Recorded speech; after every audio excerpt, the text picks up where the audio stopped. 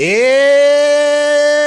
Pride Month. Coming around first base, going into second, going into third. Who's on the shortstop?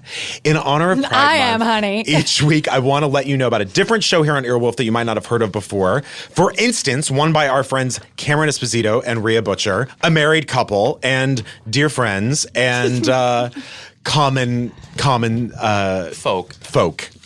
They're not royalty, but they're funny like royalty. Put Your Hands Together is a stand-up show hosted by them. You should check that out for Pride Month. Each week they record Put Your Hands Together live in front of an audience at the UCB Theater in LA. It's like being at a live stand-up show, but in your ears, brought to you wherever you live and whatever you're doing. They have amazing guests like Bob Odenkirk, Jenny Slate, Hannibal Buress, as well as Paul F. Tompkins, Joe Firestone. I love these two so much. I mean, really, what's so nice about the show is you get up and you experiment and it shows, hey, sometimes you succeed, sometimes you fail. The only difference is, you feel it when you fail. Celebrate Pride Month with Earwolf and subscribe to Put Your Hands Together now on Apple Podcasts, Stitcher, or wherever you listen. Hi, I'm homosexual Brian Safi. And I'm feminasty Erin Gibson. And this is Throwing Shade. LGBT issues. Women's issues. Pop culture. Meaty farts. No, I don't want to put that in there. Can you handle it?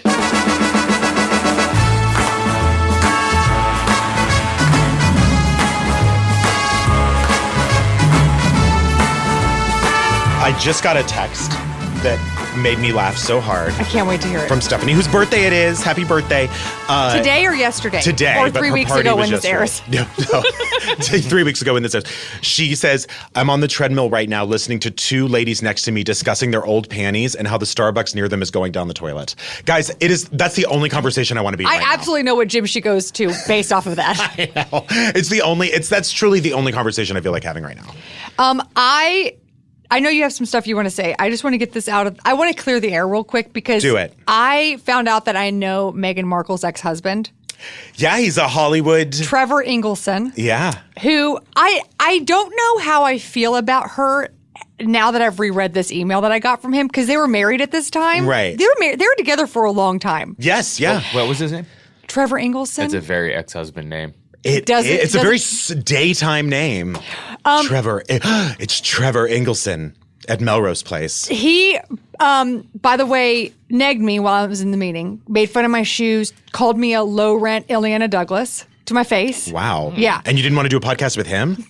He was, okay, so I used to do, I hope this isn't sensitive for you, but I used to do another thing with my old writing partner, Joel Church Cooper. Let's get out of here. Oh, no, he's storming back in. Oh, okay. Sorry. I just had to scream. Okay. Anyway. I really prefer it if you do it in here because I do like the sound of your scream. Thank you. Anyway, long story short, he emailed us because he wanted to meet with us about roommating and our other ideas that we had. And I just want to read this one part of the email. Please. My name is Trevor Ingleson, and I'm a partner and producer at Underground Films and Management, a production/management company in Los Angeles. I got all that from Underground Films Management, but I'm glad he went ahead and then he talked about how he did All About Steve and License to Wed and all this other stuff. Got a chance to watch a few of your roommating episodes online and was very impressed. Always love to be in business with a bunch of sick fucks like yourself. Whoa, baby. I think you're on the right track and I'd love to see what else you're working on. Anyway, then we met with him and he shamed me for my look. So I just want to say, Megan, I do hope this wasn't just like, so I just feel creepy about, I couldn't be with someone for 7 years if they were like this. You know what? But I'm just saying. Then you can't be in Hollywood, Erin. That's how we wheal and deal. I That's never how worked we with talk this man. to strangers. That's how we do deals. And then he tried to contact me and use this as leverage because I wrote. Do you remember the guy DJ who wrote that thing Women in LA? Yes. And did the women, and then I wrote a piece being like, Yeah. this is disgusting. Then Trevor tried to figure out a way for us to debate each other online, and I was like, that's never going to happen. Cool. This is not a fucking like fight. Yeah. This isn't a boxing match, bro. All right. Anyway, Well, I go to Budapest on Sunday. that's so exciting. Which I'm very excited about. Please keep sending me your recommendations. Are you getting good ones? I am. I'm getting great ones. What was your most thing you're Very most solid exciting stuff. about doing? Oh, they have these bars there that are ruin pubs, which like are basically old buildings that were abandoned, and they just set up bars, like pop-up bars in them. That sounds kind of cool. Yeah. And I'm not really a bar guy, but listen, I'll do it there. Well, people, I just want to get this sort of out of the way, and because people have been asking why Derek isn't coming with me, and so I talked to Derek, and I just wanted to talk about it a little. And the long and the short of it is that we are consciously uncoupling. We are ending the relationship. I wondered briefly if I should discuss it or not on here, but after talking with him, I decided that we should, because I talk about him a lot on the show, and I love him, and I loved our life together, and I thought I would just share what I've learned in this process in case it helps anyone. So I wrote up this thing. Many of you listening and myself are part of a very specific and unique generation where all the pieces of marriage equality fell into place right on time. I acknowledged I was gay after Ellen came out. I acknowledged it to myself at least, and then was even more aware of it after Don't Ask, Don't Tell as an adolescent, and sort of knew that it was a dangerous thing to be and that it came with consequences. And then once marriage equality started to become an issue to advocate for, at the time, before Prop 8, for instance, I never really felt that it was for me personally, marriage. I've always thought that one of the best parts of being queer was that you don't have to fall into an institution that came with, sure, a lot of legal benefits, but also sort of seemed to be inhibiting and archaic. And it just felt completely unavailable to me anyway, so I focused on career instead, and I never had to wrestle with the idea of if I ever wanted a wedding, because it's like, I can't, who cares? It's not even possible. And then when marriage equality did come around, especially with the No on 8 campaign, it is something I wanted to fight really hard for. And again, it wasn't even something for me personally that I wanted to do. I just wanted to fight for equality. And then, of course, ever since 2008 and all through the Obama years, gay marriage was in the news every year. And then when it was legal in California and then illegal and then suddenly legal again nationwide, you look at your boyfriend and when he says, "What do you think of getting married?" It's like, I have no idea. This is all brand new. This is a new feeling, a new relationship, a new option. Holy shit, it's also fucking weird. I've been really open on the podcast that we started the conversation about getting married, Derek and I did, as a way to get better health insurance for Derek. But guess what, guys? Getting married is a big fucking deal. It changes a lot of things. Living with someone in a marriage is really hard work. As much as I wanted to call it one, it wasn't an insurance marriage. It was a real marriage. And vacillating between calling Derek partner and then husband was only one small piece of being married. Choosing whether or not to wear rings was tougher than I ever thought possible. Every part of it was so new, and there weren't really any examples for us to follow because it's all so new for same-sex couples. And choosing whether or not we wanted to have an open relationship, it was just all new conversations for us and even for the world. I'm so proud that Derek and I did get married. I'm proud that I have the right and that I got to try it. I'm proud of Derek and I for going for it and I think really giving it our all. It's extremely difficult not to feel like a failure. Neither of us had the support of our primary families, and so I think we both tried so hard to create something supportive and unique as a second family, to take the love and support that we craved so badly from our origin families and show it to each other while also trying to bury our own damage. And I am, as a result of it, so happy to call him family. He'll never not be my family, and I'm really happy about that because he's really been with me through the highs and lows when I did feel abandoned by my family and really had no support except from friends. It's difficult to create a second family for yourself and disregard any kind of trauma from your early life. That's what I've learned. But I also want to say that it hasn't been my family who's shown up through my depression and heartache over this breakup. It's been Derek. It's been Aaron. It's been Sam. It's been Stephanie. It's been Alex and Jeffrey and Orlando and Jordan and Charles and Jim and Adam and other Sam and everyone listening and everyone who I've invited into my life, all people who I didn't have until I was in my 20s. There's a lot I would change from my past, but there's really nothing I would change from my present. So I just want to say to every queer person listening that you're not a failure for trying to start your life over and for having maybe not just a few, but many bumps in the road. I didn't grow up with the model of how relationships should be. I grew up with the expectation that I, as a gay man, would never have a relationship, much less a marriage of my own. And I wanted it to work so badly. And for a while, it really did. And I guess I'm proud of that. I also just want to say, of course, no happy marriage ends in divorce. Sure, we definitely had problems, but it's okay. I'm okay. And I have some great support. Marriage is new. It's fucking weird. But what's worth more than anything as a queer person is support and acceptance. And I'm lucky to have sought that out and also to have it. And I really hope you have it too.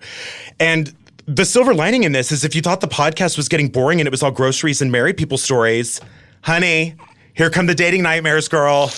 Here come Palm Springs horror stories. I know that probably sounded super annoying, that whole speech I gave. No, it didn't at all. What are I you guess was like talking about? trying to find logic in this and hoping that maybe just, I don't know. We ended this very respectfully. We ended this very friendly, and it was a hard fucking road, and it wasn't ever just insurance. You It should couldn't be. never be ashamed for trying something. That's right. That's the life lesson in anything, in love, in career, anything. You should just, I think, going for it and just being like, let's fucking do this. It doesn't matter if we don't have the tools and the roadmap or whatever. Anybody who says they do have those things are fucking lying or delusional. Totally.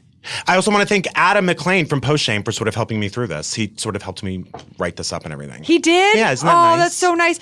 Now, when can we go get, because I already have one, but I want to get you that divorce tramp stamp. Oh, I know. I have it. So far, I have DIVOR. Do you guys want to come with me to get CE? Yes. Okay. Or you and could be a professional divor.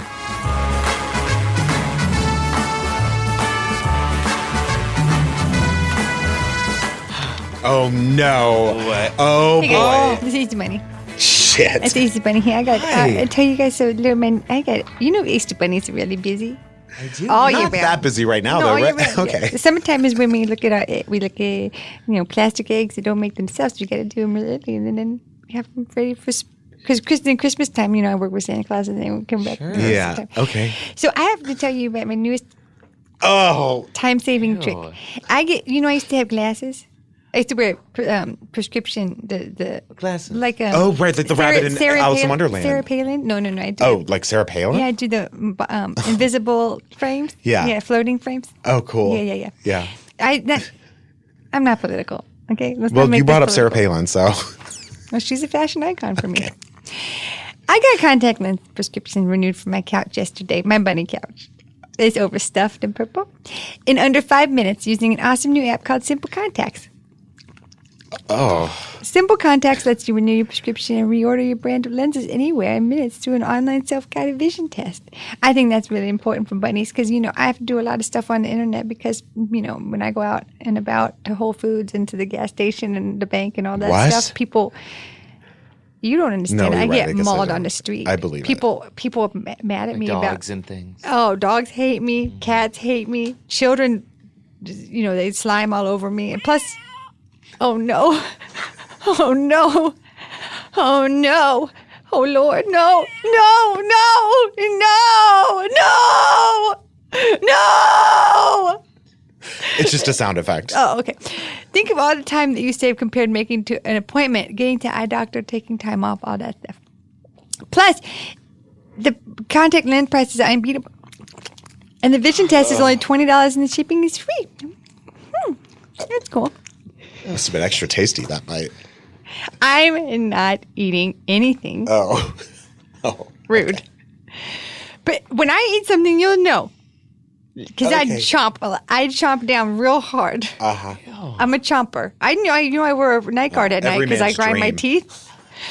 I love. So I have really bad eyesight on account of all my bunny activities, getting hit in the face with grass and all that stuff. Uh-huh. And so I have a really bad eyesight and a really bad astigmatism, and I got to read all the nameplates from all the kids. So I'm just happy that I don't have to go through the situation of having to go to a doctor and be embarrassed about how bad my eyes are, and I can just do it all over the Simple Contacts app. Best of all my Easter Bunny fans get $30 off their first Simple Contacts order. Just go to simplecontacts.com/shade and enter the code SHADE at checkout. That's simplecontacts.com/shade and enter the code SHADE at checkout for $30 off all my Beast of Funny fan contacts. No!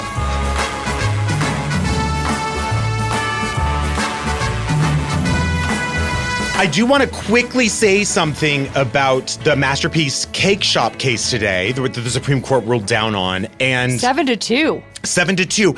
What this did, I just wanted it to be clear that the decision reversed the original ruling by the Colorado Civil Rights Commission in that they were impartial with this specific case. So the ruling does not apply to allow similar businesses to discriminate. It wasn't that. It didn't protect religious freedom. All it said was this particular court handled this wrong. Yes. Yeah. So that's why, I mean, listen, with that said, there is still plenty of discrimination that millions of LGBTQ people face. And there are plenty of states. In fact, from an email I got today, it said that 60% of states even lack basic protections for LGBT people. So certainly there is much more work to do, but this is not the license to discriminate. No, it isn't. But I do have to say my favorite things that have come from this are the Trump administration talking about how cake making is art. And it's like, they literally said, their statement was like, you can't tell an artist what to paint. You can't tell a poet what to write. You can't tell a baker what to bake. That's what they said. And also they called cakes temporary sculptures. That is shocking. When are they defenders of the arts? Never, unless it serves them directly. Yeah. Okay. Well, cake. By the way, I'm sure there's some wonderful people who do a mean job with a airbrush. Sure. Okay. So there's been a lot of this lately. It's Pride Month, as everyone knows. Super proud to. Guys, it's a hard time. But I'm proud of Sam and I'm proud of Aaron. Who are not gay. No. I'm proud of straight people during Pride Month. No. But this is a newish thing that this has been the case for women for at least a decade, if not more, the pink washing phenomenon. Oh, yeah. That there's now sort of a rainbow washing phenomenon. Pink washing? Yeah, what is that? So that's essentially like during Breast Cancer Month, how batteries and KFC will have a pink bucket. And it's all that stuff being like, we're supporting breast cancer by you buying our product. Yeah. And that makes you feel better, even though we're sort of co-opting the women's movement. Like when McDonald's flipped their arch for women's. Exactly. And making feminism commercial for a minute. They're hopping on some fucking cause that they don't even believe in. Sure. And essentially, I love this quote. Money. Andy Zeisler from Bitch Media, who was talking specifically about pink washing, said, celebrating the ads themselves simply celebrates advertisers' skill at co-opting women's movements and selling them back to us, and then rewards us for buying in. And let me tell you an uncomfortable situation that is going to start having to happen because of this rainbow wash. Is that what they're calling it? That's what I called it. Pink. They might also call it pink. It's talking to somebody who actually thinks that there's something good about, like when my mom was giving me breast cancer awareness umbrellas, and I was like, Mom, you have to stop buying this stuff. You have to stop buying this stuff, and let me explain why. And she was so upset. She was so upset that she couldn't support the cause. And I was like, give your fucking money. Straight to the cause. Straight to the cause. Yeah. Instead of this sort of middleman thing. Don't do it at Sam's Club. But like AT&T is doing a big Pride Month thing where their sort of logo is a rainbow flag. Bank of America is doing a similar thing. Nike. And Bank of America card? The Bank of America card. Yeah. Nike launched a collection in 2012 called Be True, which was part of its mission was to make more sport. Make the company more sport inclusive for the LGBT community, which if you want to make the LGBT community more sport inclusive, maybe you should start endorsing and showing up and paying for WNBA games and sponsoring those women. Yeah. A lot of whom are out. And maybe, I don't know, maybe the NFL and the NBA should fucking have an active player in one of their games. But anyway, I don't know that the way to do it is through sneakers, but fine. But you're right. Like, don't do a campaign around it. They have direct money that they Nike. can put behind an actual out player. Like, exactly. Like, sponsor, and maybe they do, but on a big scale during Pride Month, why don't you find an out WNBA player and Nike sponsor her? Anyway, so this year's Be True collection features, according to them, colors and symbols that have been reclaimed and historically repurposed by the LGBTQ community. Okay. So with this collection, what they're aiming to do is reclaim the past to empower the future, which is why they put a pink triangle on their new Nike shoe in this Be True collection. The pink triangle, for those of you who don't know, was famously used to mark gay men in the Holocaust. Yes. That was for Jewish people, it was the star, and for gay people, and usually gay men, some women too, though, it was the pink triangle. And Nike said it was originally used, they explained that, it was originally used to identify LGBTQ individuals during World War II, which some people had a problem with that because it wasn't World War II, it was the Holocaust. It was used to identify people in the Holocaust. Not people who were going off to war. It happened to be World War II. Yeah. And then they say the triangle was reclaimed in the 1970s by pro-gay activists, which is true. ACT UP, as we know, reclaimed that in their mission to shake shit up and get that's where Larry Kramer came from, and the speaker and author of Normal Heart, and that was created in 1987. And they used the pink triangle to get action on AIDS and to get medication and get movement on AIDS in a time when everyone was ignoring it. And so they did take back that symbol. It's hard to compare ACT UP and Nike. Yeah. So you know what I mean?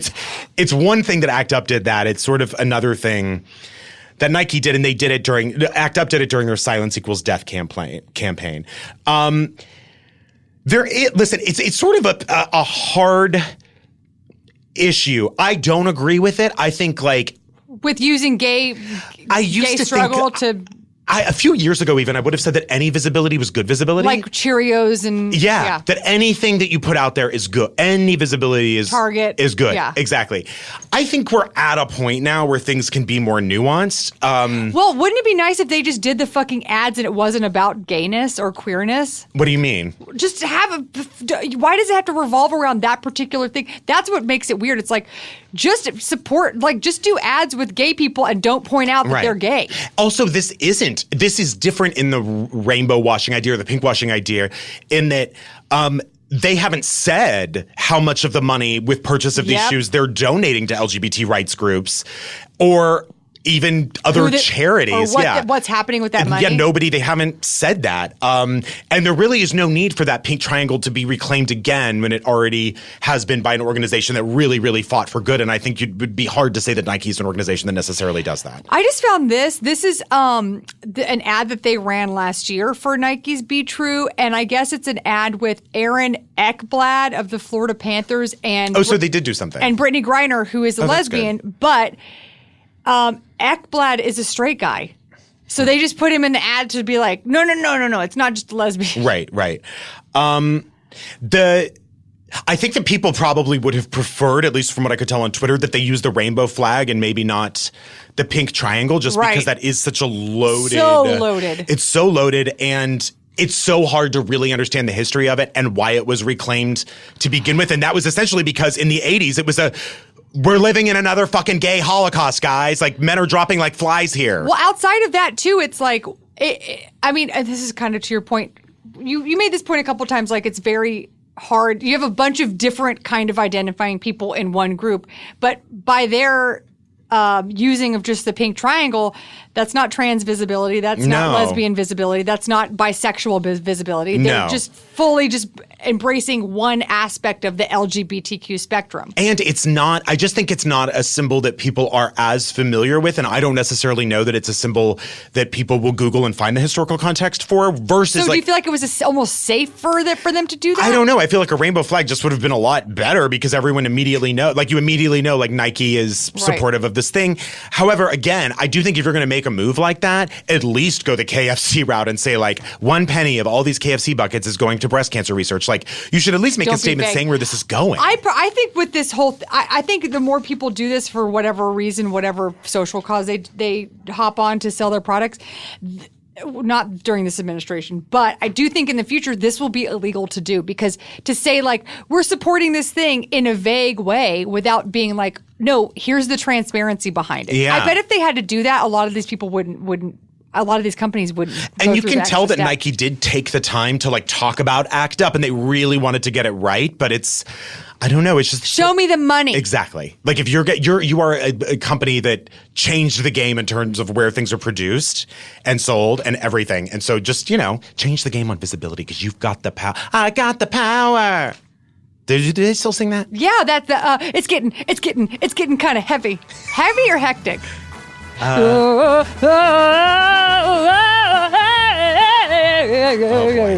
I happen to have that on my phone.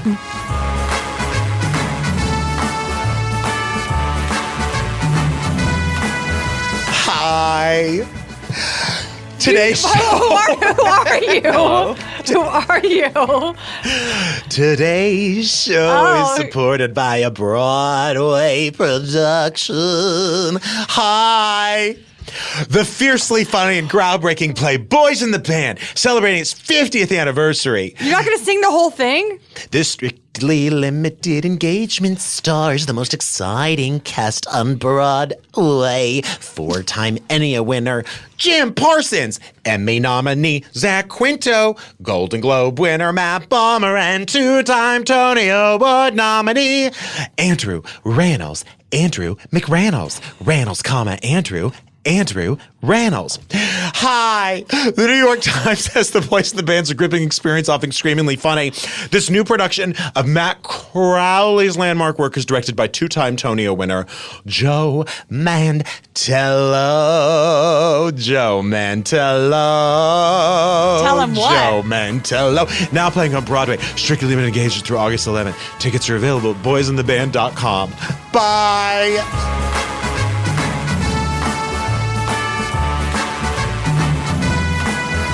So I was on Reddit, 2X chromosomes. One of my favorite places to get news for ladies. It's sad. Mm-hmm. One of the saddest places on the internet. So is the band The XX. Their music's sad. Oh, so sad. Yeah. And there's a guy in that band. Is that correct? He's like the guy. Yeah, I don't know. That's not the point of 2X's. You know what I mean? Oh, I see. Yeah. Yeah. Unless they want to spell it EXEX. If that's like saying that Right Said Fred, they all to be named Fred.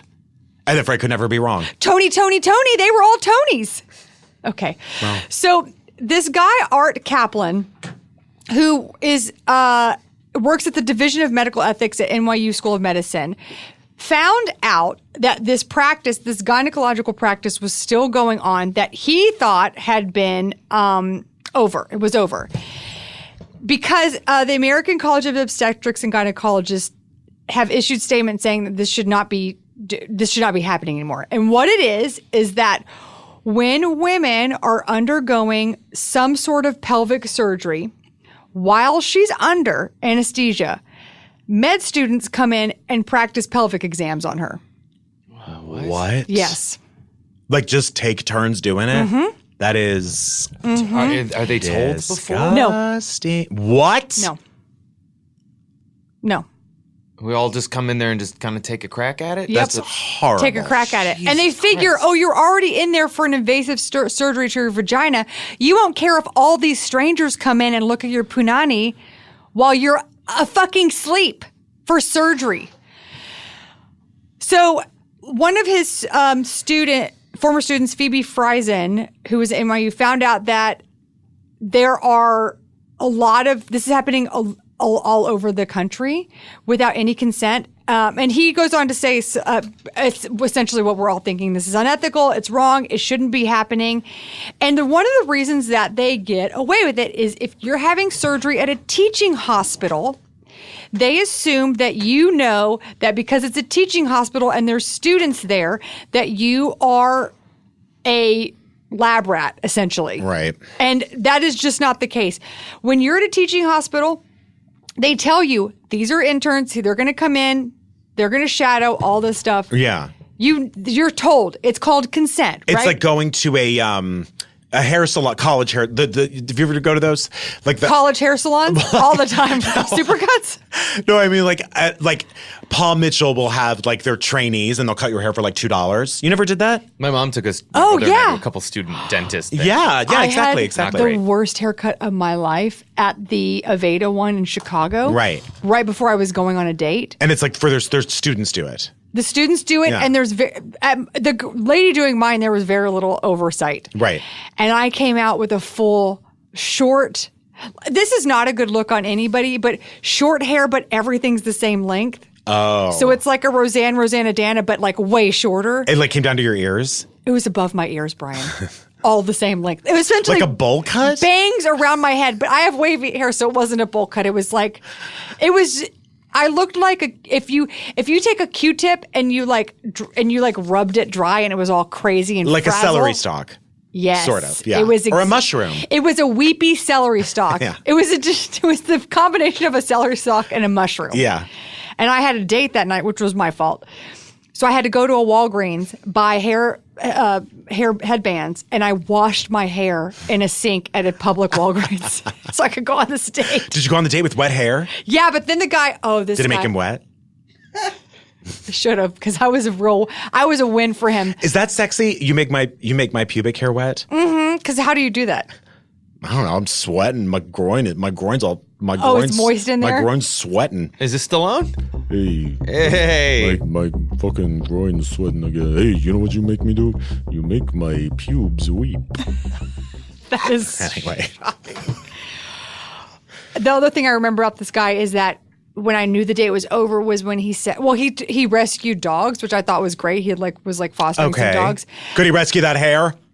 He couldn't, no, because he was not in the hair business. But he told me that one of the things he had done, because he has so many dogs, is that he built a bed. So he essentially slept on the top part of a bunk bed, and then the bottom part of the bunk bed was where the dog slept. And I was like, I'm done with the date. Yeah. That's I was like, crazy. So how do you have women over? Not that I would even judge if there was a bunch of dogs around. That's great. But like you're sleeping on a college bed where like a desk goes underneath, but instead of a desk, you have your dog bed. So you can't have a normal bed because of all the dogs. That's so you're unusual. you're living in a hamster cage. Yeah. Anyway, I didn't get to talk about this when it broke, but this is also on the. Well, let me just sum up by saying like this should never happen. And if you're going in for surgery, by the way, you have rights as a patient. That might be shocking to hear. You have absolute rights. So even if you're in a teaching hospital and someone comes in and says, I'm going to have these students do X, Y, and Z on you, you go, absolutely, you will not. You get the fuck away from me. That's so insane. I don't care if there's an IV in my arm and a catheter in my ureter. I will kick the shit out of you. Yeah. That's shocking. You can say no. You absolutely have the right to say no. If you're awake. Now, how do you know if this is even happening to you? You're having surgery down there.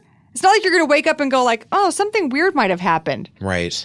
It did. You probably had your, gropes. You were without consent, you were examined by people you've never met before. And then your doctor just fully was like, okay, now we're going to remove your fallopian tubes or whatever you're in there for. It's like Rebecca De Mornay's husband in Hand That Rocks the Cradle before he kills himself, and she decides to turn into an evil nanny because she wants that kid. Wait, but she does that exactly at the moment before he kills himself? No, she decides after he kills himself because allegations came against him that he was inappropriate with pregnant women, because her husband was a doctor. He kills himself, and she seeks out the woman who did it, Annabella Sciorra, however you say her name, who's pregnant, and she goes, I'm going to be her nanny, and I'm going to take that kid. I think Rebecca De Mornay, that is a shock. By the way, all I remember about that is there's a glass house that falls on Julianne Moore. Yep. Julianne Moore. Uh-huh. But is she a friend? She's a friend of the. She's the mean friend who's like, I'm on to you. Yeah. Everyone needs a friend like that. I know. You're my friend. Oh, you better you are suspicious first. You better believe I'm going to get the names of those people. Yeah. And I'm going to say something to them next time I see them. I don't think you know them. You've never met them. I'll find them. Okay. So listen, I just to explain to people like what women go through gynecologically before I get to the next story. Like it is a yearly situation where a stranger. Well, let me tell you what happens. Okay, you take off all your clothes. You slip on a paper bolero jacket that's open in the front. Mm-hmm. It's more for decoration than coverage. Right. It's just if you like, wow, I wonder what it feels like when Bjork gets ready to dress. Yeah, it's like your breasts are exposed, but your back is completely covered for modesty. Yeah. So any air conditioning that's going on in that room, and you better believe it's blowing in there real ice cold, is just fully creating nipple sickles. I have to say that one of the things I'm most self-conscious about is my back, because I can never really see what it looks like. Maybe I'll have someone take a picture of it. I think that's better. Okay. Leave some mystery for yourself. Right. Then we put a paper blanket so thin it makes an airplane throw look like a luxury goose down comforter. Drape it over our legs. Then we sit there for 45 minutes reading a 2016 People magazine about the stuff that happened 17 years ago between Miley Cyrus and Liam Hemsworth. Then our doctor walks in, someone who we've basically have had at least 5-10 minutes of conversation with once a year. They do not apologize for being late. Then women scoot their butts down to the edge of the table, put their legs in 2 tiny little leg braces, just like Tiny Tim style. Hold them up there so that the doctor can go into your vagina with a speculum, which is essentially a cold, wet cocking gun. Then it opens it up, puts a Q-tip in there the size of a baseball bat, tickles your cervix, pulls it out, sends that to the lab to see if you have cervical cancer. Maybe gives you a breast exam. Maybe gives you an anal exam. I have internet through Speculum. That is the best Catskills joke I've ever heard. That's pretty good. Anyway, that's all that's what happens, but it's very invasive. It's very traumatic. And so that's when you're awake. That's when you're fucking awake. It's uncomfortable. Yeah. And I guess that's why, and that's almost why I think some of these teaching hospitals, either they think it's not a big deal because you're already asleep and who the fuck cares because you're a woman and, that's has to be part your of body it. is not necessarily Your body's not yours. And then also well, whatever, you would get this done once a year anyway. What's the diff if they're going to go in there? And the diff is that our vaginas are not something that should just be like poked and prodded and looked at with fucking microscopes and looked at with speculums and touched by a bunch of people with gloves on. Period. While we're awake, it's so difficult to find a gynecologist who's good in the first place. And then you don't know who these fucking people are. What if they're playing Venga Bus before you go down? Bump, bump, bump, bump, bump, bump. It's hard to say. It's hard to say no if someone asks you a question. Well, because they can't hear during you. And then you think of that funny old man who danced for Six Flags, and it's so funny. That was that wasn't an old man. That was a young person in makeup. I know. Yeah. It was me. You can't dance like that. You want to make a bet? Yeah, let's. When I shroom with my honeys, can you put on Banga Busk and let's see if Brian can? This is so good. Also, it's Venga Boys. Banga Bus is a very different thing. Venga Bus. The Venga Bus is coming. No, you're wrong. It's not. It's a song that the Venga Boys sing. That's right. Let's see, Brian. Let's see your moves. I'm gonna put this online. Don't worry. Yeah, this is not a Six Flag. Just you look like you're a plane. You're trying to get a plane to take off. Okay. You can't see this, but it looks like a spider falling. Oh, it's over. Did you ever think this was We Like to Potty? Yeah. Let's all go pee pee poo poo. Let's caca in your mama. Number 1 and number 2. Let's diarrhea all day. Let's go to the No ginas. What? No ginas. Why? No vaginas. No Yeah. vaginas. Okay.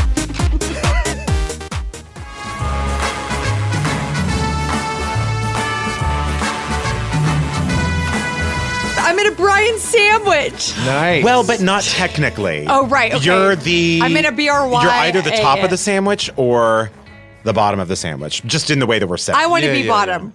Okay. That's just where I'm used to being. Has anyone ever called you BJ Alvarez? Yeah. Is that what you grew up with? Brian Jordan Alvarez is here. Yeah. Yeah, I got called BJ a lot. Like growing up? Yeah. That was like your nickname? I didn't know it meant blowjob for a long time. It was the first thing I asked my dad what something meant. Like sex term meant was blowjob. And he didn't tell me, but got mad at me. He didn't tell you and he got mad at you. Both. You're like, it's a big deal and I don't know what it is. Yeah, exactly. So it only made me more curious because he was like, what did you say to me? And then he was like, go to your room.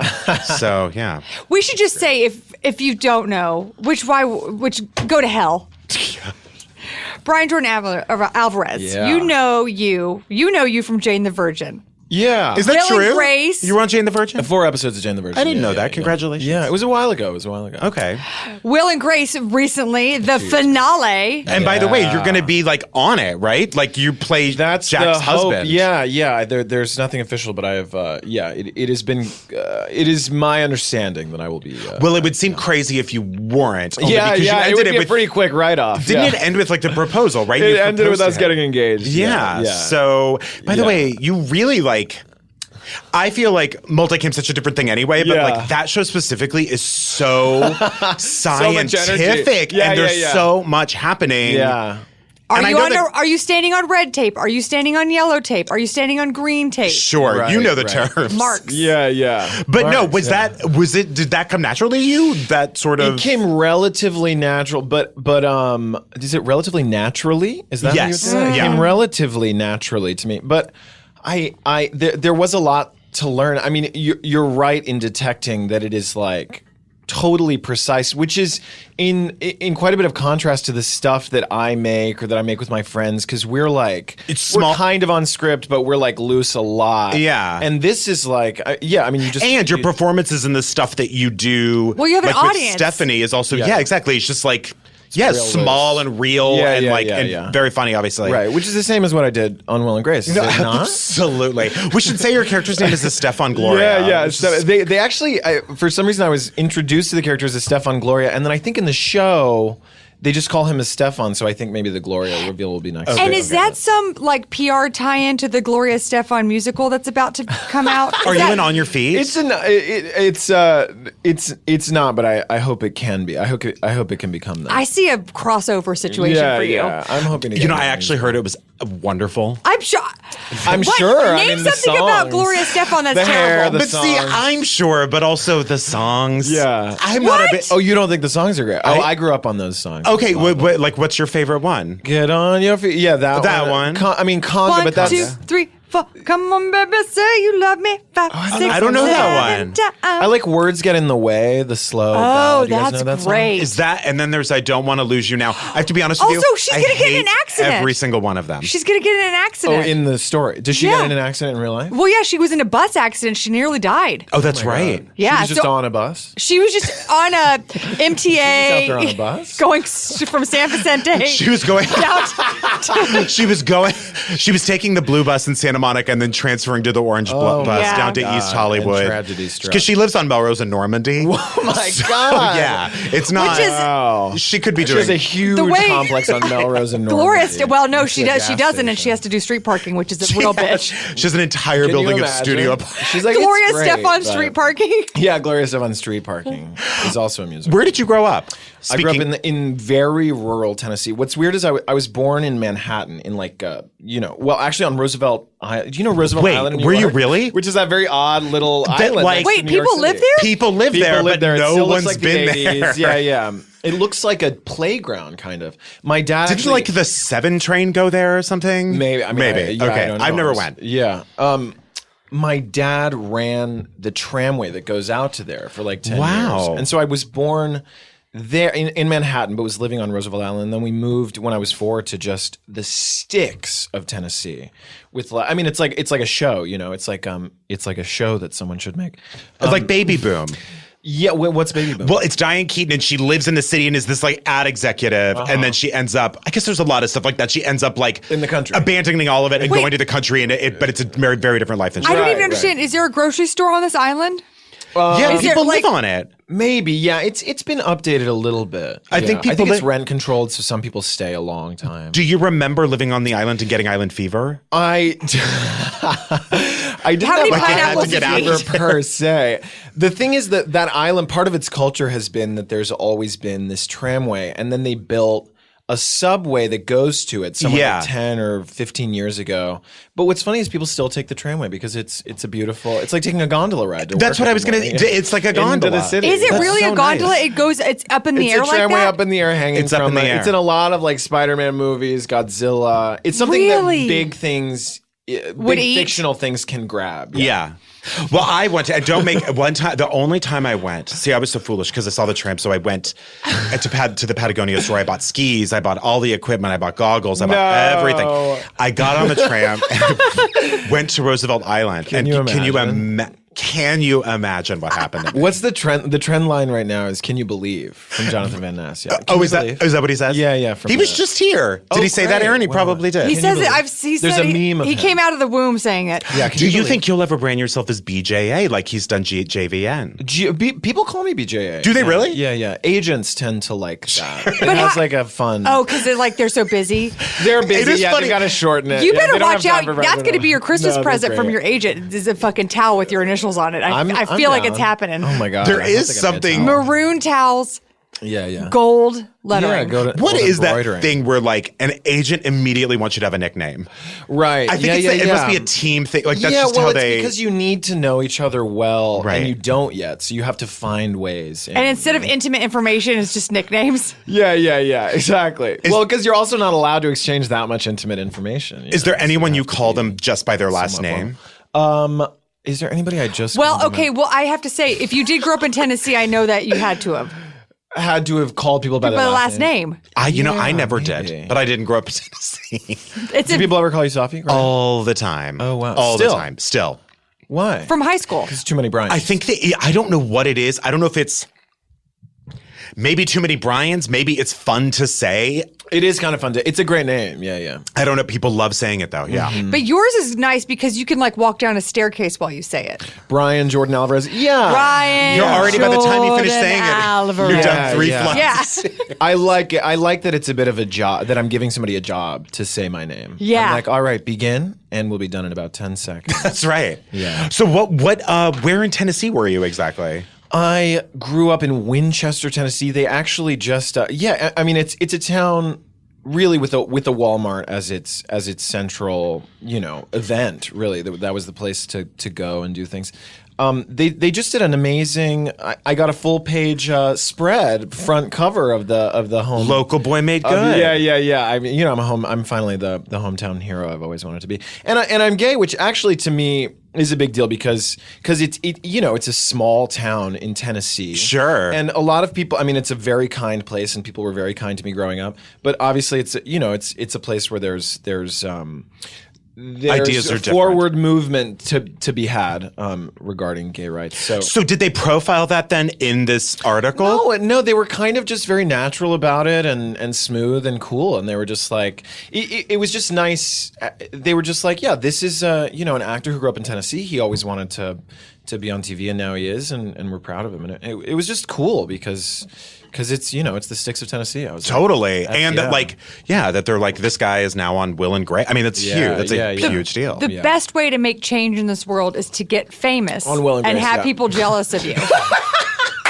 By the way, that could not be better stated. there's nothing. How I'm many people telling in your family are just like willing to let things slide now? Yeah. Nothing Yeah, anything goes. Nothing sticks it to a bully. Not that I don't know that Like if you were a like bully. total all out. Can you imagine? You like wake up in the morning, you make like your Maxwell crystals or whatever people are Yeah, doing. Maxwell House. Crystal Yeah. meth. Maxwell crystal meth. Yeah. You're smoking your meth. You're drinking your coffee. Yeah. You hear the paper hit the door. Yeah. You open the door. And then you see your face, and the guy's like, "Oh, that fucking idiot! I remember him." And then they read the article, and they're like, "Oh!" At first, they're like, "Oh, I hope this means he's dead." Oh my And then they read the God. article, and they're like, Wait, And a what? single tear drops from their eye. And then they into watch their the show coffee. and they really enjoy it, and they go, you know what? Fuck meth. Yeah. They kick it. Yeah. That show, it out Will of and Grace, is doing some I really, first of all, big fan of the show. Bought it on iTunes. Wow. The minute it came out, and You bought the new. I bought the new season because I don't watch TV. I'm like so young, so I don't watch TV. I watch computer. Me too. Yeah. Yeah. Why'd your voice Do you know what get I deeper? watched on computer the other night? Are you watching Killing Eve? Oh, it's so good. You're you the. guys. I had two what's other her name? people tell Sandra me. Oh, it's on Sandra Oh, BBC. It's so good. Anyway, But it's very funny I too. really like that there was a whole episode about gay conversion camps. It was like Right. I think Great they're Jane tackling. Lynch, they're doing really cool They're stuff. on it. Yeah. They've always been a little bit ahead of their time. I feel like the country caught up to Will and Grace. Yeah. They also have hired a lot of. They've just been really smart about it, and they have the creators are of course still running the show, but they're really in tune, and they're hiring dope people to write on the show. Like this guy, a friend of mine, Ryan O'Connell, wrote on this whole last season, and he's just like really woke, basically. Yeah. Well, it's also a difficult thing to pull off, I think, now that I think multi-camp formats can sometimes seem old-fashioned. And when Will and what? No, but when Will and Grace came back, it was almost a reminder of like it still hits, yeah. the speed and all of that of like 30 Rock. Do you know what I mean? Where it's just like joke, joke, Right. and they're funny, Yeah. and so it doesn't seem as like according to Jim. I also Right, think, right. Yeah, well, yeah. that's for sure. I also think that because people are watching Friends again, there's a Friends Right. That's that well people said, just yeah. are like, oh, well, this is like Friends, so I'm like the format's familiar to them. Right. Someone told us recently that Courtney Cox was in the lobby of a building of TBS, like waiting to take a meeting there, and that they were playing Friends on the TV because like they re-air them on TBS, and she shot so the TV. excited. Oh, she got so she got excited. like so excited. Don't you wish you were ever that like? Wow. As if she couldn't believe it was airing somewhere. That's yeah. like constantly. That's a state of constant appreciation. I love that. I strive for that. Me to be too. Like, anytime I see myself on TV, be like, God, it still gets me. you Yeah, know? totally. That Courtney she was Cox, like, yeah. I can't believe this She's isn't. in awe. Yeah. It made me like her. I mean, I've always listen. Courtney Love is always someone You were I've at a- deeply admired. But Courtney Love, yeah. wait, Yeah, no, yeah. All the sorry. anybody Courtney named Love Courtney. was watching Friends. Can you imagine if Courtney Love played Monica on Friends that whole time? I would That would be kind of rich. love it. Do you know this story? Sorry, go ahead. Oh wait, I was going to ask you about growing up in Tennessee. Did you feel like you were allowed to be who you are, or did you feel like you had to like kind of assimilate a little bit? Tamp it down. I think I felt the usual amount of feeling like I needed to stay in the closet. What's lucky is I mean, yeah, and I always had girls, I always had girlfriends who just like, there was like a protective layer, Oh, like friends or people you were dating? No. Oh, yeah, that's okay. wrong. That's stated wrong. I had girls who were my best friends. Right. And they created kind of a bubble for me. And sometimes. And how many of their them were boyfriends sad would because like they it. couldn't have sex with you? Oh, I wish it was more, You do? They weren't that into I know me. none of my Are you friends, serious? none of my girlfriends You wanted guys to are date so me. handsome. Yeah, Really? yeah. I think I was just a walking nightmare, just so insecure and all of that. But no, none of them wanted to date me. I know for a fact. Yeah, they're like, I would want to date him, but he's definitely gay. Maybe it was that. Yeah. Do you know the Tennessee tourism song? Because I do. Rocky Top Tennessee? That one? Rocky Top, Tennessee, we're you playing your song.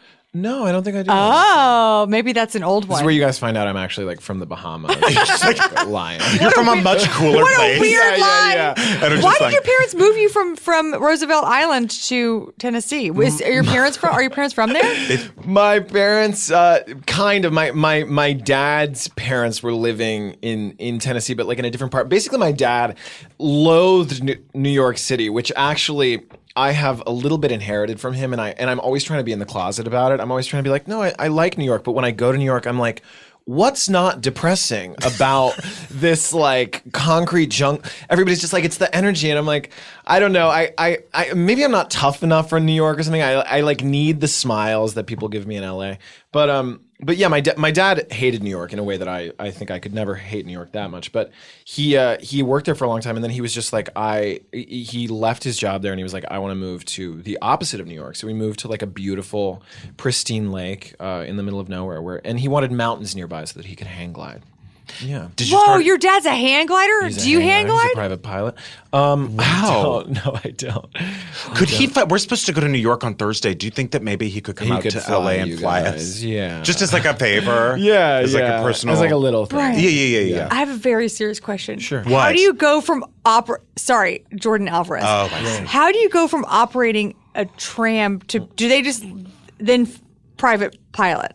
You probably have to Oh train. well, private pilot he does for fun. No, he does moved for to fun. Tennessee, and then he started being kind of like a surgeon for tramways all over the country. So he's like a specialist, and he would fly to any job. Did you ever go to Whoa. Pigeon? He's really cool. I think my dad is really cool. Your I still dad have is- He that, is like, very cool. childlike, He also wonder sounds about like a him. man's man. Yeah, he's a real man's man. Does he have a mustache like Brian Safi? He does. He has a very thick mustache. Does he really? He hasn't even he has a full burly mustache. How long have you been sporting the? Well, mustache? we did this project. You go in and out of it? We did. I go in and out of it. We did this movie where I had to grow it, and then at the end of the movie, I was like, I kind of like it. And then I Yeah. did another thing that they were like, "Will you keep the mustache?" And then I shaved it, and Hollywood- then it grew back. Yeah. Hollywood says Reporter yes. says- Yeah, it's handsome. I love it. Really? I think it looks great. That's Yeah. nice. Thank you. I had one for a little You while. did? How do you feel Yeah. about it? Were you seeing who you were under it? Yeah, I mean, it becomes such an identifying thing. It doesn't somehow you're fully recognizable either way, huh? I bet you would be too. It's just like bangs. It's bangs for guys. It is bang. Wow. Stashes Have are you bangs for guys. copyrighted that? No, but idea? I do have a T-shirt line that's just that, but it's on the inside, so you have to turn your shirt inside out to read it. Oh yeah, that's not cool. not a mustaches good are bus- bangs for guys. Yeah. Brian, you I think are probably one of the dumbest. I'm just kidding. You're probably one of the most prolific people I know, and I don't even know you that well. Also, so you're what a one- hard So worker nice to too. hear. That's what I mean. Like you are constantly coming up with ideas, and That's so you're nice to constantly making them happen. Which I think those two things sometimes don't connect. Sure. Um, Yeah. It's that New York work ethic. Yeah, it is. It's growing up with all that energy. It's that the energy. of the city. exactly. Where do you put it They all? say 0 to 4 is where you harness the energy you need for the rest of your life. That's when you get your work ethic. Yeah, 0 to 4. So This is really a salve to my to Yes. any of my insecurities, to hear that I really am that you feel me to be a hard worker and no, Just the you know what sheer I'm glad- amount of stuff that you put out and the Yeah. clear amount of work that you put into the roles that you do, it's very obvious. And that you will, so much. if you have an idea for something that's 45 seconds long, or if you have an idea for something that's half an hour long, sort of doesn't really matter. Like you make it regardless. You're too sweet. No, I mean it. I don't even know how that's a compliment. nice. It's a fact. we have And- lazy fuckers on here all the Oh, time. you wouldn't You don't even imagine. know what to ask them about. You would You're like, so not. how's the sitting been? You would not imagine. You're the first person. Do you sleep in a bed or on a sofa? In a bed. Yes, you're the first person we've had on who's had a bed. No, but so what is your, and I actually mean technically, like, what is your process? Obviously, you get an idea, you write it down, you involve your friends. And I want to talk about Stephanie in a minute and your relationship with her. But By the way, do you another just- parallel. Yeah, with us, you mean? No, Stephanie. Oh. You both the have Stephanie? Stephanies in your life. One of my Which best one's your friends is her name's Stephanie. She's not in this business. Oh, okay. She might not even exist according to some people, but to me, What does she do? She's like a. she's a an therapist. accountant. Oh, yeah, she's a therapist, Wow. and she's a. You know, we're just into all the same things, and she's fun because she doesn't mind that I'm the performer and she's not. She Wow. lets me be the star. That's great. in the That's the relationship. kind. Those are the friendships I need. Yeah. It's sort of my one outlet to just Yeah. razzle and dazzle and explode all over the room. Therapist is That the is closest- not true. And who else? Here! You know, but I No, mean, but it's you more- razzle and dazzle. Oh, you think I'm not impressed with you? That's not what I my mean. God. I think you're not. No, I just mean you've seen all the tricks. So I has come in with the Stephanie. balls in the air. Right. Yes, but Stephanie knows your joke Yes, about but she borrowing still laughs. money. But she still laughs because she's with people who are wanting What's to kill the joke about themselves. borrowing money? I wanna hear that. Brian got hooked me into this friendship by asking me if he could borrow Or $10,000. $10,000 from me, and it made me laugh so hard. I was like, Yeah. well, this is better than crying at this job. It was It's it really was one a of- job we were both at that I was miserable at. You know, do you ever get great. social anxiety when you're like, I don't know what to say right now? And so Yeah, then, like, yeah. to disarm it, I was just like, can I borrow $10,000 to like near strangers, and it just made me feel better. That's great. Near strangers, which is what I was at that point. Wow. You were, but we didn't know each other that We well. didn't know each other that well. Brian, can you leave the room for a Yeah, second? yeah, and I'm out. No, I want to talk about Okay. though, like, what is your arsenal? Like, when you get an idea, and obviously you write it down. Sure. Where do you have a camera? Who shoots for you? Like, how do you get it all arranged? And how does it's it a bunch go of great from A to Z so quickly? Because it seems so fast. Yeah, I mean, I think the speed of it is just it feels natural to me, and it's to a fault sometimes, because when I'm working in the system, so to speak, which I'm only just starting to do, and I'm still working in our totally freelance way as well as doing things in the system now, but the system feels incredibly slow to me in a way where I'm literally shocked. My jaw Right? drops. Like, it's shocking to me that But one that's just thing the way gets it goes. made a year. Yeah, yeah. know what I mean? Right. And I think I used to be very like, this is impossible. But then I keep looking and I keep going, no, great things do get made in the system. So I'm just kind of trying to take that, just to learn that as I go. But yeah, with us, I mean, I think it's my ADD personality. I honestly don't feel. I think people that tend to be good at certain things are like this, where it's the thing that they feel the most inadequate about. So then they're always trying to fix it, and then they actually end up excelling at it. So I want to be more prolific. I really feel like I'm not churning out enough. I think, So you think by, the way, by the way, I think every busy person feels that way. Right. But You it's not think your annoying. anxiety or ADD is fueling You can call your? it anxiety. It's I don't know if it's insulting. No, they're with similar. anyone. No, it's not. Okay. It's not at all. Yeah. But do you It feel is like that? So similar. that like fuels your, what's the Gas word? tank? Gas tank. No. I mean, like, Drive? what's the word? Yeah. Well, Ambition. Matterhorn. yes. Does it fuel your Matterhorn? I really should figure out the question before I start talking. But No, I love it. No, like. I think with a lot of people, you're definitely one of drives these. me. Your drive comes from not insecurity, but like ADD, like yeah. anxiety, like Well, the I'm anxiety never of like, gonna be- I'm not. This isn't enough, and I'm not doing enough, and like, oh, I didn't get hired for this, Right. and what am I gonna? And yeah, I think it does. I don't know. For me, Do it you does. guys Yeah. wish that you could just be like, cool, man, and just like sit at a desk and just like relax and just like write stuff. Do you feel like that? Do you feel like anybody operates like that? I think that's there are very successful people that are that relaxed, and those are the people that I envy. That we're this guy who's directing the Stupid Idiots pilot with me and Stephanie on Comedy Central, Jonathan Kreisel. Oh, I know Jonathan. Is the most prolific, active person in the world, and in it, he's the most relaxed being I've ever seen. So I'm like, oh, this is the flow. Yeah, but this he's relaxed smart. And show up to this much shit. He's smart because he doesn't, because he knows that if he does that, then the talent can't do that. You know what I mean? Like, I think he's like somebody's got it. He is very chill. Someone's got to do it. Yeah, he's brilliant. Yeah. I mean, it definitely works because he does baskets and. Wait, are you still doing it? And you used to, you're doing a pilot for that, right? You're doing the pilot of it for Comedy Central. For Comedy Central. So let's talk about Stephanie for a second because that's like your.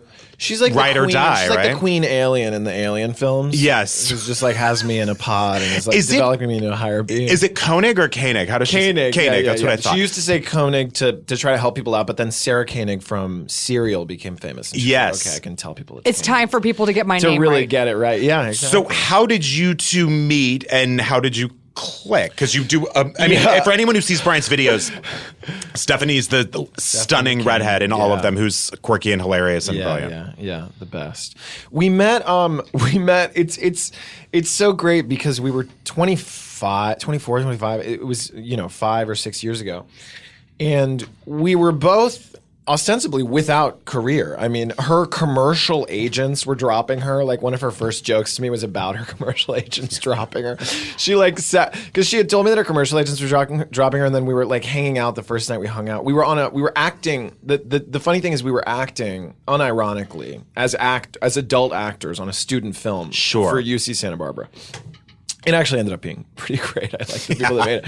But she was like sitting me down and she was going into this whole bit about how her commercial agent was dropping her, but she just started monologuing to me as though I were her. And she was like, we like you and we respect you. We just have a lot of clients who are a lot better and a lot better looking. And so if you go out independently of us and you find some success, email us then, and then we're happy to be on Team Stephanie. So she was just extremely funny, and I remember being. I was so thrown by it because nobody had been this funny in my life for like 10 years or something. So I was like interviewing her. I was like, what happened? What's happened that has made you like this? Were you struck by lightning? Like, why are you this funny? She was making me laugh so much. And then we very heavy-handedly, I don't know if you guys have ever done this, but once you're out of college, you have to like be like, we're gonna be friends. Yes, because otherwise you'll just drift apart. Everyone falls off. Yeah. Yeah. So then we went right into shooting another project together that we didn't even finish, and then we started shooting other stuff together. And then it just and then the videos that I would make with her, because she a lot of the time will riff on some idea and then we'll start laughing about it, and then we'll be like, we need to make a video about that. Or sometimes she'll just outright bring me an idea, and then we just improv the idea in front of the camera, and then we cut it together. But yeah, she's so prolific as well. And a lot of what's so funny is a lot of them are like such truly like I watched one yesterday of I know I'm going to get the title wrong, but it was like what really happens when you wait in line for something. Oh, I love that. Oh my God. Yeah. It is like you really honestly the great thing about like how you've curated and developed your YouTube stuff is like any situation you think you can relate to is on there. Right. And you just like click it and it's so, that one especially made me laugh so hard. Yeah, Nicole Sun is so good in that. The woman who's in line. Yes, it's the thing of like when you can't tell if someone in front of you is in line or not. And so you're like, are you in line? And it just becomes, it's like 2 minutes and it just becomes when you're not sure if someone's in line. Yeah. Well, you're not sure if someone's in line.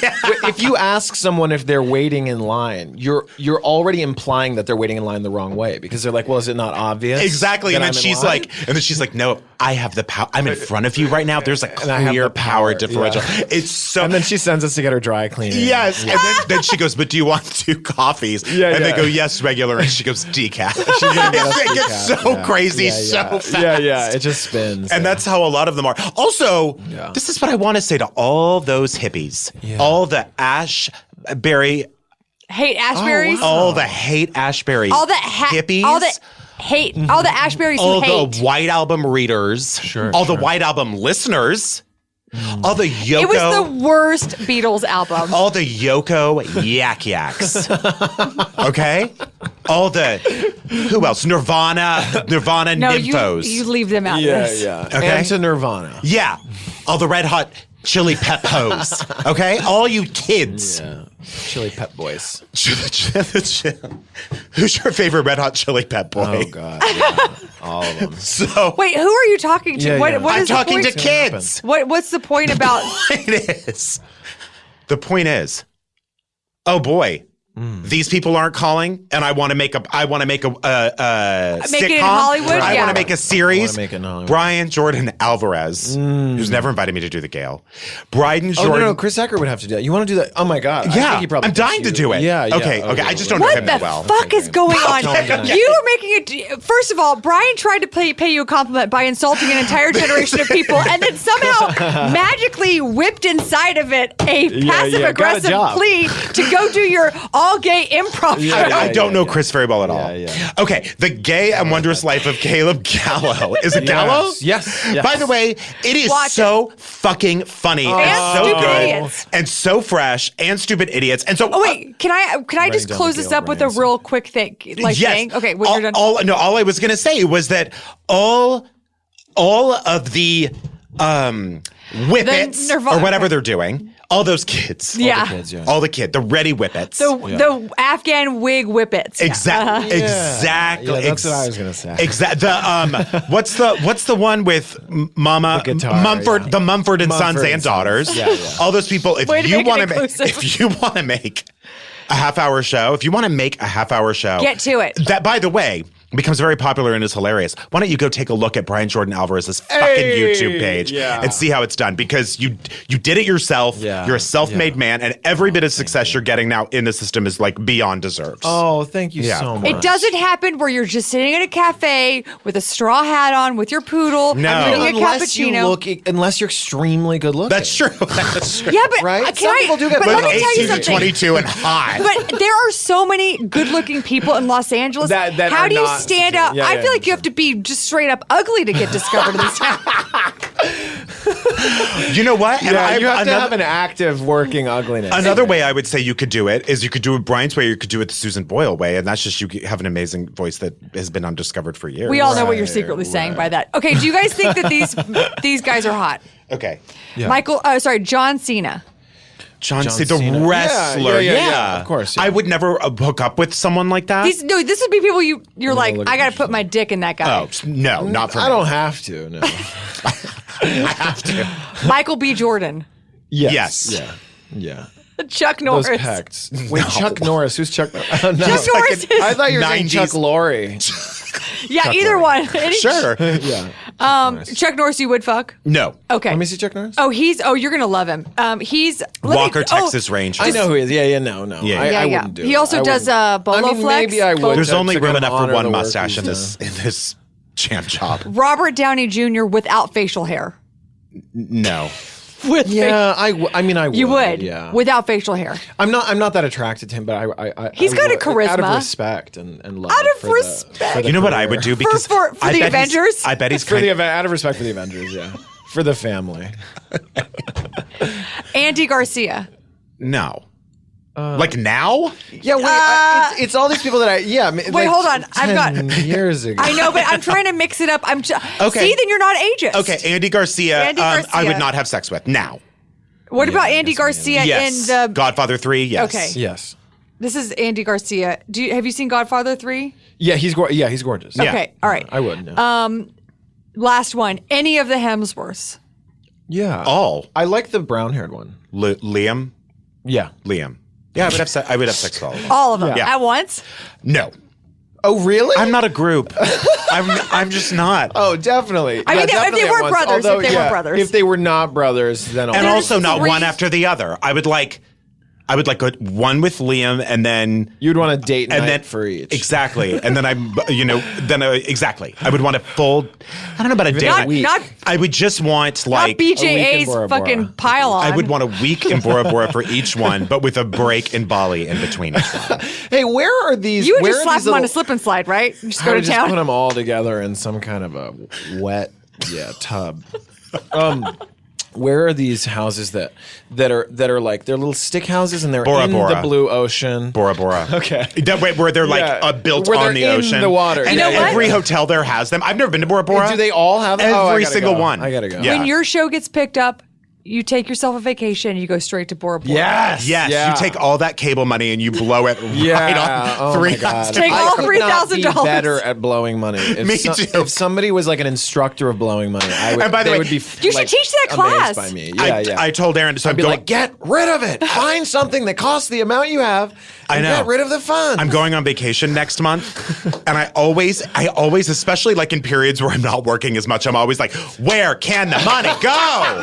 Where's the car I'm going to buy? Where's the trip I'm going to take? And I'm going to God. Budapest and Vienna My at a time parents when I are should mortified. not. They're like, you're finally making great amounts I of money. know. How are you?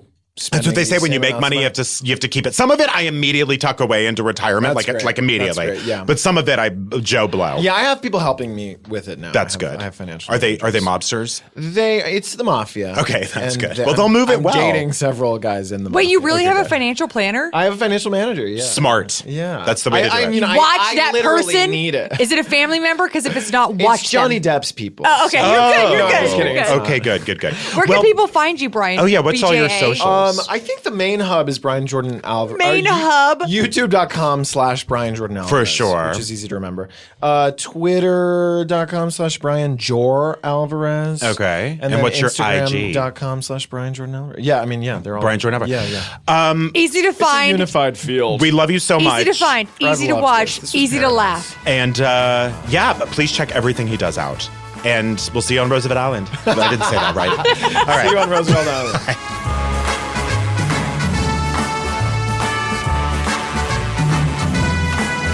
We got some iTunes reviews. CCMMCD says Stallone. I haven't laughed so hard at anything this year. Sty Stallone is still good. He's singing Radiohead, the most random thing I ever seen ever. It really doesn't get more random than that. Sam, shout out to you once again. Thank you a million for making the show weirder than ever. Can I tell you? Because you have been. Can I tell you the combination of that music and that voice while I was editing it together really bummed me out. I had to go outside afterwards. It's Wait, really sad. why? Oh, 'cause of It's Radiohead? such a Oh. bummer.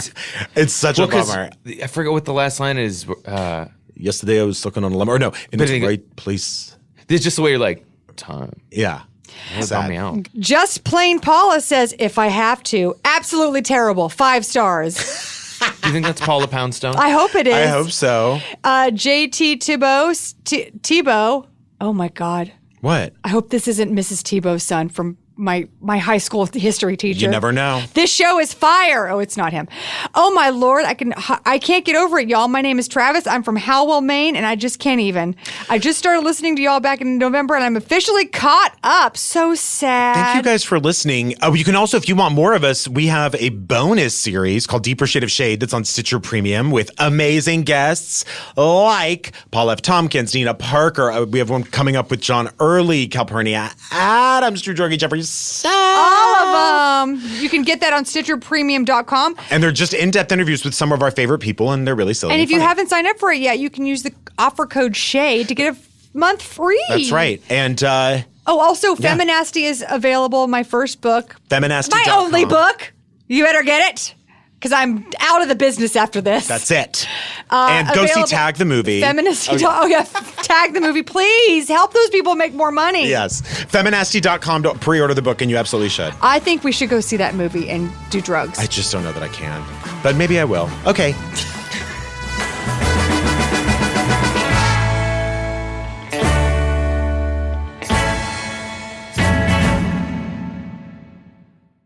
I had this book, like, laughing at me from my bookshelf. Oh, smart boy, you can't read me. Well, I can read you, Jude the Obscure. I'm Michael Ian Black, and this is Obscure, in which I read Jude the Obscure out loud and comment on it as I go. there must be literally tens of people who will go with me on this journey. Subscribe to Obscure wherever you listen.